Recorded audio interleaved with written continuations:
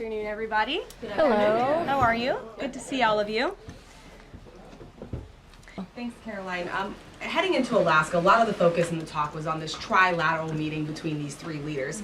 Can you explain how this went from a trilateral meeting involving President Trump to now the focus being on this bilateral meeting without the president first? Well, look, the president has spoken to both leaders about this, and both leaders have expressed a willingness to sit down with each other. And so our national security team will help both countries do that. Ultimately, the president has always said that there are areas of disagreement in this war that will have to be discussed and decided upon by these two countries. And so he wants these two countries to engage in direct diplomacy. He's said that from the very beginning, which is why he's agreeable to the idea of having President Zelensky and President Putin get together. And I understand accommodations for that meeting are underway. As soon as we hear more details, we'll be sure to let all of you know. And just a quick follow-up. We know as of right now there is no ceasefire in place. We've seen Russia continue its attacks on Ukraine. What indications is the president getting from Putin that he wants to have this meeting with Zelensky soon?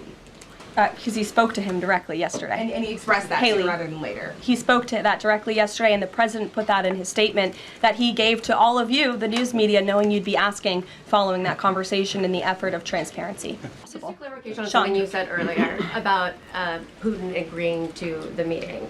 The Kremlin seemed to indicate that Putin did not firmly agree to a bilateral.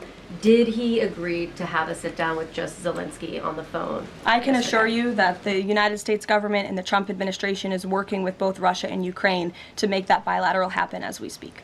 I understand that the White House is working and allies are working to make this meeting happen, but did Putin promise to do a meeting with Zelensky, a direct meeting, in the coming weeks? He has, and I just answered that question for you. Franco. We've heard phrases like coalition of the willing. We've also heard Article 5-like guarantees. When it comes to the security guarantees, what is the current status of that? I know the president earlier today mentioned boots on the ground would be UK, France, Germany possibly, but unequivocally said no U.S. troops on the ground, but U.S. coordination. Can you elaborate on that, and what would the red lines be? Sure. Well, you got to the heart of what I was going to say to all of you today on security guarantees, which is the president has definitively stated U.S. boots will not be on the ground in Ukraine, but we can certainly help in the coordination and perhaps provide other means of security guarantees to our European allies. The president understands security guarantees are crucially important to ensure a lasting peace, and he has directed his national security team to coordinate with our friends in Europe and also to continue to cooperate and discuss these matters with Ukraine and Russia as well.